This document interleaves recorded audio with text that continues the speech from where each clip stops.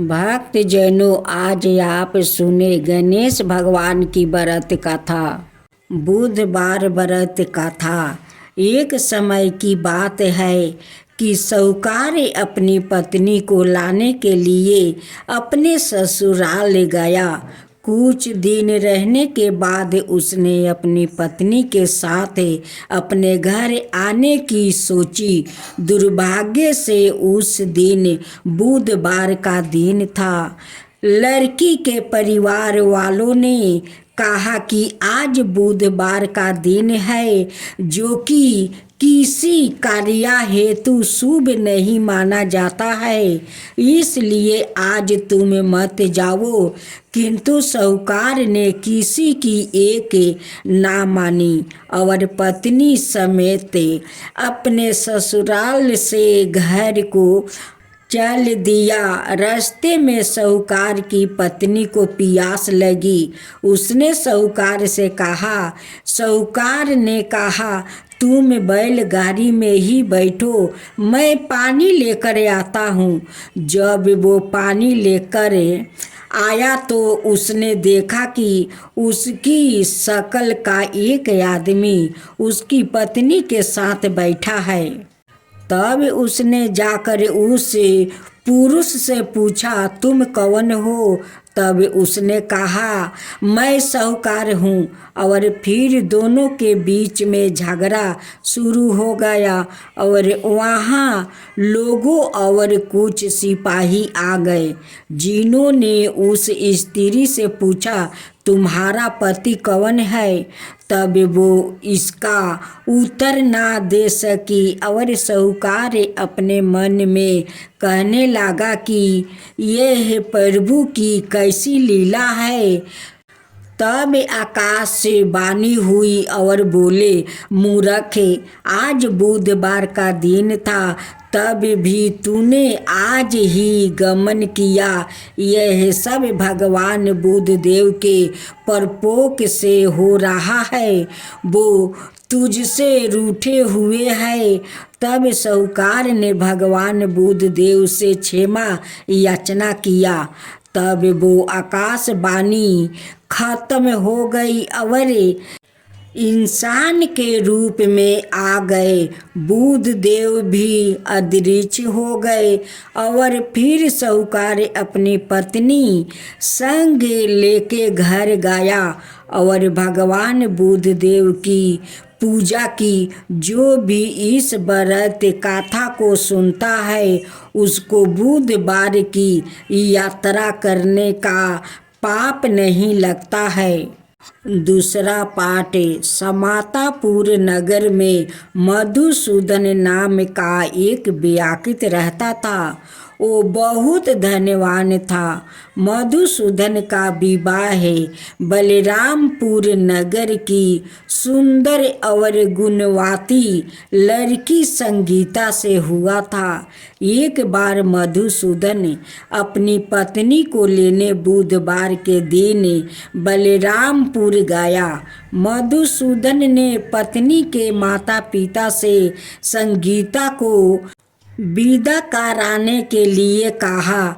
माता पिता बोले, बेटा, आज बुधवार है। बुधवार को किसी भी शुभ कार्य के लिए यात्रा नहीं करते हैं। लेकिन मधुसूदन नहीं माना। उसने ऐसी शुभ अशुभ की बातों को नहीं मानने की बात कही। बहुत आग्रह करने पर संगीता के माता पिता ने विश्वास होकर दोनों को विदा कर दिया। दोनों ने बैलगाड़ी से यात्रा कर रहे थे कि 2 कोस की यात्रा के बाद उसकी गाड़ी का एक पहिया टूट गया। वहाँ से दोनों ने पैदल ही यात्रा शुरू किया। रास्ते में संगीता को प्यास लगी। मधुसूदन उसे एक पेड़ के नीचे बैठाकर जल लेने चला गया। थोड़ी देर बाद जब मधुसूदन कहीं से जल लेकर वापस आया तो वो बुरी तरह हैरान हो उठा, क्योंकि उसकी पत्नी के पास उसकी ही शकल सूरत का एक दूसरा बेआकित बैठा था। संगीता भी मधुसूदन को देखकर हैरान रह गई। वो दोनों में कोई अंतर नहीं कर पाई। मधुसूदन ने उस बेआकित से पूछा, तुम कौन हो और मेरी पत्नी के पास क्यों बैठे हो? मधुसूदन की बात सुनकर उस बेआकित ने कहा, अरे भाई, यह मेरी पत्नी संगीता है। मैं अपनी पत्नी को ससुराल से विदा करा कर लाया हूँ, लेकिन तुम कौन हो जो मुझसे ऐसा प्रश्न कर रहे हो? मधुसूदन ने लगभग चीखते हुए कहा, तुम जरूर कोई चोर या ठग हो। यह मेरी पत्नी संगीता है। मैं इसे पेड़ के नीचे बैठाकर जल लेने गया था। इस पर उस बेआकित ने कहा, अरे भाई, झूठ तो तुम बोल रहे हो। संगीता को प्यास लगने पर जल लेने तो मैं गया था। मैंने तो जल लाकर अपनी पत्नी को पिला भी दिया है। अब तुम चुपचाप यहाँ से चलते बनो, नहीं तो किसी सिपाही को बुलाकर तुम्हें पकड़वा दूंगा। दोनों एक दूसरे से लड़ने लगे। उन्होंने लड़ते झगड़ते बहुत से लोग वहाँ एकत्र हो गया। नगर के कुछ सिपाही भी वहाँ आ गया। सिपाही उन दोनों को पकड़ कर राजा के पास ले गया। सारी कहानी सुनकर राजा भी कोई निर्णय नहीं कर पाया। संगीता भी उन दोनों में से अपने वास्तविक पति को नहीं पहचान पा रही थी। राजा ने दोनों को कारागार में डाल देने के लिए कहा। राजा के फैसले पर असली मधुसूदन भयभीत हो उठा। तभी आकाशवाणी हुई, मधुसूदन ने, तूने संगीता के माता पिता की बात नहीं मानी और बुधवार के दिन अपने ससुराल से चल दिया। यह सब भगवान बुद्धदेव के प्रकोप से हो रहा है। मधुसूदन ने भगवान बुद्धदेव से प्रार्थना की कि हे भगवान बुद्धदेव, मुझे क्षमा कर दीजिए। मुझसे बहुत बड़ी गलती हुई है। भविष्य में अब कभी बुधवार के दिन यात्रा नहीं करूँगा और सदाए बुधवार को आपका व्रत किया करूँगा। मधुसूदन के प्रार्थना करने से भगवान बुद्धदेव ने उसे क्षमा कर दिया। तभी दूसरा बेआकित राजा के सामने से गायब हो गया। राजा और दूसरे लोग इस चमत्कार को देखकर हैरान हो गया।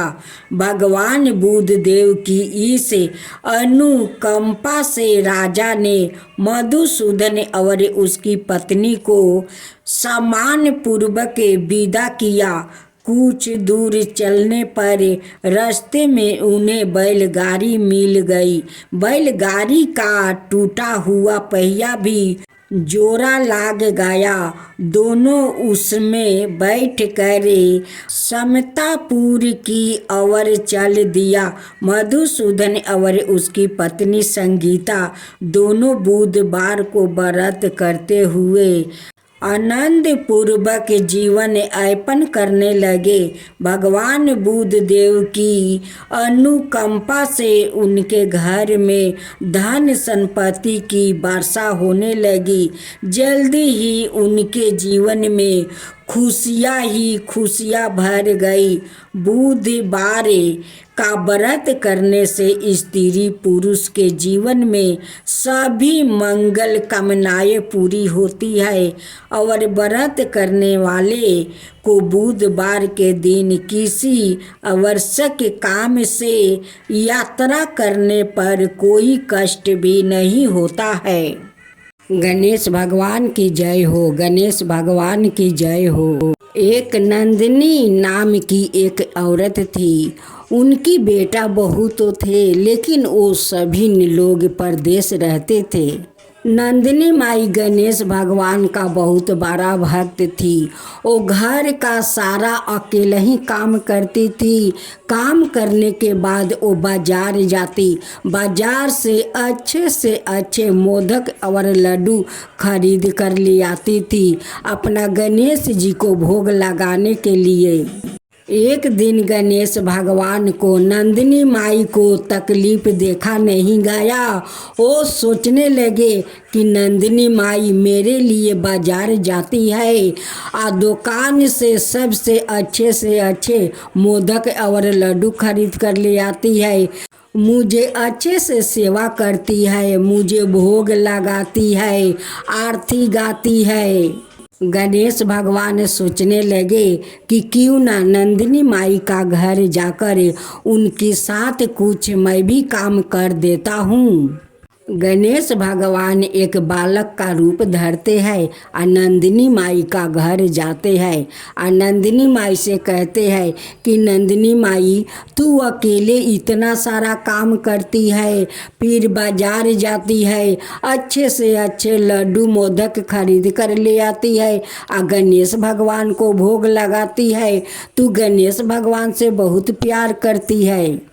नंदिनी माई कहती है कि हाँ बेटा, वही गणेश तो मेरा एक सहारा है, उनकी सहारा तो आज मैं हूँ।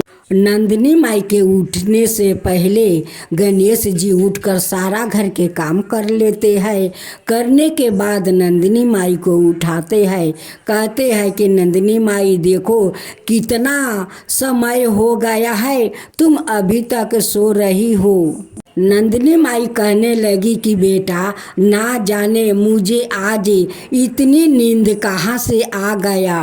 आज तो बुधवार का दिन है, मैं तो उपवास करूंगी, गणेश जी के श्रद्धा पूर्वक मैं पूजा करूंगी, अच्छे से अच्छे मोदक और लड्डू से उन्हें भोग लगाऊंगी। तब गणेश जी कहने लगे कि अच्छा नंदिनी माई, तुम जो गणेश को इतना सेवा करती हो, उनकी मन पसंद का मोदक लड्डू लिया कर भोग लगाती हो, तो तुम्हें गणेश जी कभी दर्शन दिए थे? नंदिनी माई कहती है कि नहीं बेटा, अभी तक तो नहीं। नंदिनी माई कहती है कि बेटा आज तो बुधवार है, मुझे तो मंदिर जाना होगा, गणेश जी का भोग लगाना होगा, उनकी आरती करना होगा, मैं घर के जल्दी जल्दी काम कर लेती हूँ। गणेश जी कहने लगे कि चल माई, मैं भी तुम्हारे साथ मैं काम में हाथ बटा देता हूँ। गणेश जी नंदिनी के साथ जल्दी जल्दी काम कर लेते हैं और एक रिक्शा ले आते हैं और कहते हैं कि नंदिनी माई इस रिक्शा पर बैठो, हम लोग जल्दी गणेश का मंदिर पहुंच जाएंगे। गणेश भगवान जैसे उस नंदिनी माई को लेकर अपना मंदिर का सीढ़िया तक पहुँचे, वैसे दो बूढ़ी अपना झोपड़ी से आती है और कहती है कि इस बुढ़िया को भाग्य कितना अच्छा है कि गणेश भगवान सवाए रिक्शा पर बैठाकर अपना मंदिर लेकर आए हैं। दोनों बूढ़ी औरत गणेश जी का दर्शन के लिए बहुत लालायित थी। वो हमेशा मंदिर जाती है, लेकिन गणेश जी को दर्शन नहीं कर पाती है। आज गणेश भगवान सवाए उस औरत को अपने रिक्शा पर बैठा कर लाए हैं, तो उस औरत को भाग्य कितनी अच्छी है, वो कितनी भाग्यशाली है कि आज सवाए भगवान का रिक्शा पर बैठी है। दोनों औरत कहने लगी कि हे गणेश भगवान, आज तो आपका दर्शन एक रिक्शा वाला अद्भुत लीला में दर्शन हुआ है, इसलिए तो लोग आपको विघ्नहर्ता कहते हैं। आज आप इस औरत को बैठाकर अपना मंदिर में लाए हैं, इसलिए तो लोग आपको विघ्नहर्ता कहते हैं। आज आप एक रिक्शा वाला रूप में हम लोग का दर्शन हुआ है। दोनों औरत तो गणेश जी को पहचान लिया, लेकिन नंदिनी माई तो नहीं पहचान पाई। वो तो एक बालक समझती थी कि ये बालक तो मेरे साथ रहते हैं, मेरे साथ काम करते हैं, लेकिन ये नहीं समझी कि साक्षात तो यही गणेश भगवान है, इन्हीं को तो मैं पूजा रोज करती हूँ। जब नंदिनी मंदिर के अंदर पहुंचती है तो गणेश को कहती है कि बेटा यहीं पर तू बैठो, मैं गणेश जी को भोग लगा लूँ, पूजा पाठ कर लूँ। जब मेरा पूजा खत्म हो जाएगा तो बेटा तुझे भी मैं लड्डू और मोदक का प्रसाद दूंगी। गणेश भगवान उसी मंदिर के बाहर वो अपना पलथी मार कर बैठ जाते हैं। उधर नंदिनी माई गणेश भगवान को फूल सजा रही थी, मोदक लड्डू का भोग लगा रही थी। वो सारे फूल उस गणेश के ऊपर आ जाता है, भोग लगाती है तो वो भोग गणेश के सामने आ जाता है। नंदिनी माई तो बड़ी सोच में पड़ गई कि मैं गणेश भगवान को फूल सजाती हूँ, माला पहनाती हूँ, फूल नहीं रहता है, वो माला गले में नहीं रहता है, कहाँ चला जाता है। भोग लगाती हूँ, वो भोग भी नहीं भगवान के पास रहता है, कहाँ चला जाता है। जब नंदिनी माई बाहर निकल कर देखती है तो गणेश भगवान पलथी मारते हुए बैठे हुए हैं, उन्हीं के गले में माला है, उन्हीं के ऊपर सारे फूल के वर्षा है, उन्हीं के पास लड्डू मोदक का भोग लगा हुआ है। नंदिनी माई देखकर उस बालक को बहुत आश्चर्य में पड़ जाती है।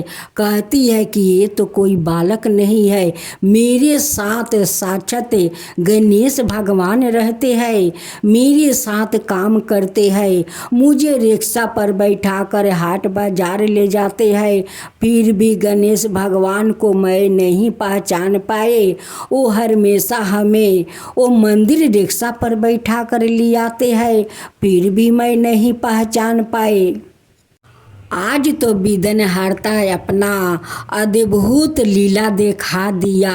हे भगवान, मुझसे कोई अगर भूल होए तो आप मुझे क्षमा कर दीजिए, मैं आपको पहचान नहीं पाई, आप मेरे साथ रहते थे।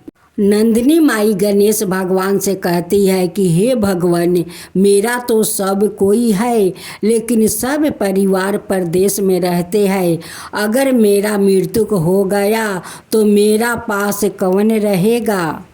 गणेश भगवान कहने लगे कि नंदिनी माई आप चिंता मत करो, आपको मृत्यु जब होगा तब मैं आपको इसी रिक्शा पर बैठाकर वैकुंठ धाम लेकर चला जाऊंगा। गणेश भगवान कहने लगे कि नंदिनी माई तुम जो इतना मुझे सेवा करती हो, तुम पर मैं बहुत प्रसन्न हूँ, बहुत प्रसन्न हूँ, तुम जो चाहे मुझसे वर मांग लो। नंदिनी माई कहती है कि भगवान मैं क्या वर मांगूँ, मैं कोई वर नहीं मांगूंगी, मांगने से पहले आप तो वर मुझे दे दिया है कि आप अपना रिक्शा पर बैठाकर मुझे वैकुंठ धाम ले जाएंगे, यही तो मेरा बहुत बड़ा वरदान है। दोनों बूढ़ी माई कहने लगी कि भगवान हम दोनों को क्या होगा। गणेश भगवान कहने लगे कि माई आप दोनों चिंता मत करो, आप लोग तो मेरे मंदिर जाती हो, पूजा करती हो, आप लोग का भी वैकुंठ धाम मिलेगा। जो हमारा श्रद्धा भक्ति से मेरा पूजा करता है उन्हें जरूर वैकुंठ धाम मिलेगा। बिदनहर्ता का अद्भुत लीला, उनकी लीला कोई नहीं जानता है। एक दिन तीनों बूढ़ी माई का मृत्यु हो गया और गणेश भगवान उसी रिक्शा पर तीनों बूढ़ी माई को प्राण लेकर वो वैकुंठ धाम चले गए। वैकुंठ में यमराज देखकर कहने लगे कि भगवान, आप मुझे बुला लेते तो मैं आ जाते। गणेश भगवान कहने लगे कि नहीं यमराज, ये तीनों मेरा भक्त है, उसलिए तीनों को मैं अपना साथ इस रिक्शा पर बैठा कर लाया हूँ। अब तो यमराज तीनों को अपना सिंहासन देते हैं कि तीनों माता को इस सिंहासन पर बैठा दीजिए। गणेश भगवान ने, हे गणेश भगवान, आपका अद्भुत लीला है। जैसे आप इस तीनों भक्त पर अपना कृपा किया, अपना साथ वैकुंठ धाम ले गए, वैसा ही सबका ऊपर कृपा कीजिए। हे गणेश भगवान, हे विघ्नहर्ता, सबका ऊपर ऐसे ही कृपा कीजिए। गणेश भगवान की जय हो, गणेश भगवान की जय हो, विघ्नहर्ता की जय हो, विघ्नहर्ता की जय हो। पहले गणेश चतुर्थी पर कुछ विधि सुनते हैं, साथ में कथा। श्री गणेश चतुर्थी पर गणेश जी की सरलतम विधि से पूजन करें। भगवान गणेश जी की पूजा में वेद मंत्र का उच्चारण किया जाता है। जिन्हें वेद मंत्र ना आता हो उनका नाम मंत्रों से पूजन करना चाहिए। स्नान करने के पश्चात अपने पास समस्त समग्रही राख ले, फिर आसन पर पूरब दिशा की ओर मुख करके आसन पर बैठाकर 3 बार नियम मंत्र बोल करे आचमन करे। फिर कामना विशेष का नाम लेकर संकल्प ले ले। अर्थात दाहिने हाथ में जल, सुपारी, सिक्का, फूल और चावल लेकर जिस नियमित पूजन कर रहे हैं उसका मन में उच्चारण करके थाली या गणेश जी के सामने छोड़ दे। अब हाथ में चावल लेकर गणेश अंबिका का ध्यान करें। तो साथियों, जो पौधा का हम लोग जल देते हैं वही पौधा हम लोग का घर का शुद्ध और पवित्र रखती है। जिस घर में तुलसी रहती है उस घर में बीमारी नहीं आती है। साथियों, आप लोग की जानते हैं कि तुलसी का बिना विष्णु भगवान भोजन ग्रहण नहीं करते हैं। एक दिन गणेश जी के पत्नी गणेश से पूछती है कि प्रभु, इस तुलसी में साहूकार रोज जल क्यों देते हैं? गणेश जी कहते हैं, हे रिधि, यह तुलसी का पौधा कोई पौधा नहीं है, यह तो तुलसी माता है। इनका बिना विष्णु जी भोजन ग्रहण नहीं करते हैं। विष्णु जी लक्ष्मी समान तुलसी से प्यार करते हैं। विष्णु भगवान जी शालिग्राम जी का रूप धारण कर तुलसी से विवाह किया है। तुलसी विष्णु जी की पत्नी है, इसलिए विष्णु जी तुलसी का बिना पूजा नहीं लेते हैं, नहीं भोजन ग्रहण करते हैं। अब तो आपका पता चल गया होगा। रिधि कहती है, हाँ प्रभु। गणेश जी कहते हैं कि रिधि, मैं उस साहूकार के बारे में तुम्हें एक कहानी सुनाता हूँ, तब तुम्हें सब समझ में आ जाएगा। रिधि कहती है कि प्रभु, फिर भी तो मैं उस कहानी का सुनना चाहती हूँ।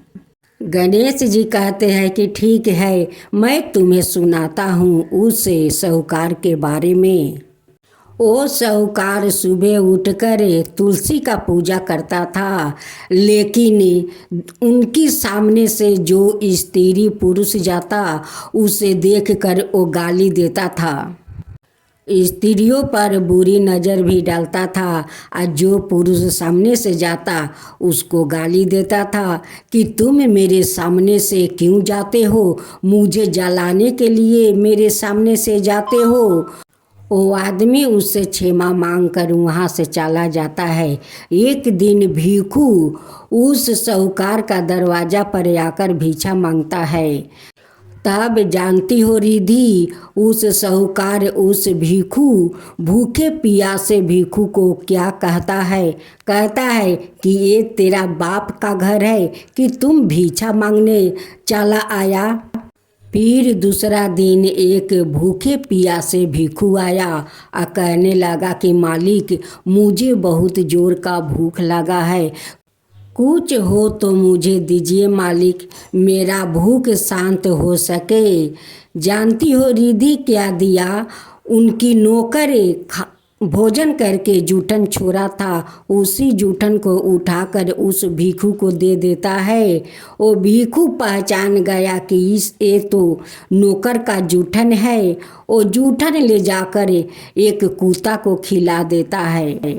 जब साहूकार का नज़र पड़ा कि वो भिखार जूठन ले जाकर कुत्ता को खिलाता है, तो वो कहता है कि अरे दुष्ट, मैं तो तेरे पेट भरने के लिए ये भोजन दिया था और तू ले जाकर कुत्ता को खिला दिया। उसे ऐसा धक्का दिया कि वो भिखार बेचारा गिर गया और उनकी पैर में मोर्च आ गया। वो रोते ढिमलाते जा रहे थे। उसी समय यमराज का दूत आ रहा था। वो कहने लगा कि भिखार भाई, आपको क्या हुआ? वो कहने लगा कि भगवान मत पूछिए, मैं तो भूखा प्यासा हूँ। साहूकार के पास गया था कि कुछ मुझे भोजन देगा, लेकिन अपना नौकर का जूठन मुझे दिया और उस जूठन को मैं कुत्ता को खिला दिया। वो साहूकार देख लिया और देख कर आया, कहता है कि अरे दुष्ट, मैं तो भोजन तुझे दिया था कि तेरा पेट भर जाए, लेकिन तू उस भोजन को कुत्ता को खिला दिया। कहकर मुझे ऐसा धक्का देकर गिरा दिया कि मेरे पैर में मोर्च आ गया है भगवान। वो दूत भिखार का पैर पर मिट्टी लगा देता है और उस भिखार का पैर ठीक हो जाता है। अब तो भिखार उस दूत का पैर पकड़कर कहने लगा कि भगवान, मेरा पैर तो ठीक हो गया, आपका इस भभूति से मेरा पैर ठीक हो गया। तब दूत कहता है, उस भिखू पर दूत का दया आ जाता है और दूत उसे कुछ मोहर देता है कि जाओ, आज से तुम भिखा मत करो, जाओ, इस मोहर से तुम कुछ व्यापारी अपना खोल लो, तुम्हारा कभी भिक्षा मांगना नहीं पड़ेगा। कह कर दूत उस साहूकार के पास जाते हैं और साहूकार को परान जबरदस्ती हर करे वो लेकर जाता है। अब तो साहूकार कहने लगा कि मैं तुम्हारा साथ नहीं जाऊंगा, मुझे क्यों तुम ले जा रहे हो? दूत उनकी बात नहीं सुनते हैं। कांटे झरिया ऊपर से छिछराते हुए घिसेटते हुए ले जाते हैं। कहते हैं कि यारे पापी, तू इसी लायक है, इसी कांटे के ऊपर तुझे घिसेटते मैं परलोक ले जाऊंगा। तू तो पापी है, अधर्मी है, कुकर्मी है, तू ना जाने कितना पाप किया है। पापी लोग का इस झरिया और कांटे के ऊपर से ले जाना बनता है और तुझे ऐसे ही घिसेटते इस कांटे के ऊपर से ले जाऊंगा। दूत कहते हैं कि तेरा हिसाब किताब तो चंद्रगुप्त करेंगे और तेरा हिसाब किताब चंद्रगुप्त के पास है, तुझे वही पर जो कहना है वही पर कहना। दूत साहूकार का चंद्रगुप्त के पास ले जाते हैं और कहते हैं कि भगवान, ये तो पापी है, इसका आप ही हिसाब किताब करिए। जब चंद्रगुप्त जी अपना बुक खोलते हैं तो कहते हैं दूत को कि इसे छोड़ दो। दूत कहते हैं कि क्यों भगवान, क्यों इस पापी को छोड़ दूं? जो मेरे खाते में लिखा है अभी साहूकार का मृत्यु होने का अभी इसमें नहीं लिखा है। दूत पूछते हैं कि प्रभु, साहूकार ऐसा कौन सा पुण्य किया है कि अभी उनके जाने के लिए नहीं लिखा है? चंद्रगुप्त जी कहते हैं कि दूत, जानते हो ये साहूकार माँ तुलसी का भक्त था। वो माँ तुलसी का श्रद्धा भक्ति से पूजा करता था, उस लिए विष्णु भगवान ने ये पापी को माफ़ कर दिया है। जानते हो क्यों? क्योंकि तुलसी माता तो विष्णु भगवान का प्रिय पत्नी है, उनसे बहुत प्यार करते हैं, इसलिए विष्णु भगवान इस पापी को माफ़ कर दिया है। अभी इनका मृत्यु नहीं हो सकता। गणेश जी कहते हैं रिधि, यही है पुण्य साहूकार जी का कि तुलसी माता को वो बहुत सेवा जतन किया था, पूजा पाठ किया था, उसलिए विष्णु भगवान माफ़ कर दिए। जानती हो तुलसी का बिना विष्णु अधूरा है। उनका बिना तो वो भोजन तक नहीं ग्रहण करते हैं, उनका बिना वो पूजा तक नहीं लेते हैं। यही है माँ तुलसी का शक्ति। जितना लोग पाप करते हैं वो पापी लोग अगर माँ तुलसी का श्रद्धा भक्ति से पूजा करते हैं, उनकी सारे पाप नष्ट हो जाता है। अब विष्णु भगवान अपना चक्र से उस पाप को नष्ट कर देते हैं, इसलिए माँ तुलसी का श्रद्धा भक्ति से पूजा करना चाहिए, उनकी आरती करना चाहिए, उनकी भजन करना चाहिए, उनकी गाथा सुननी चाहिए। रिधि, अब तुम्हारा प्रश्न का सारा उत्तर तो मिल गया। कहती है कि हाँ प्रभु, सारा उत्तर मिल गया। मैं समझ गई कि विष्णु भगवान के लिए माँ तुलसी कितना प्रिय है, उनकी बिना तो विष्णु भगवान अधूरे हैं। सभी मनुष्य को विष्णु भगवान को पूजा करे तो तुलसी दल डाल कर उन्हें भोग लगाए। जय गणेश जय गणेश जय गणेश देवा, माता जानकी पार्वती पिता महादेवा। जय गणेश जय गणेश जय गणेश देवा, एक दांत दयावंत चार भुजी धारी, मस्तक सिंदूर सोहे मूस की सवारी। जय गणेश जय गणेश जय गणेश देवा, माता जानकी पार्वती पिता महादेवा। अंधन को आँख देते, कोढ़ियन को काया, बाजिन को पुत्र देते, निर्धन को माया। जय गणेश जय गणेश जय गणेश देवा, माता जानकी पार्वती पिता महादेवा। हार चढ़े फूल चढ़े और चढ़े मेवा, लड्डुअन का भोग लगे संत करे सेवा। जय गणेश जय गणेश जय गणेश देवा, दीनन की लाज रखो सुबह सुतिवारी, कमना का पूरा करो जग बलिहारी। जय गणेश जय गणेश जय गणेश देवा, सूर्य सायं शरण आए सफल की जो सेवा। जय गणेश जय गणेश जय गणेश देवा, माता जानकी पार्वती पिता महादेवा।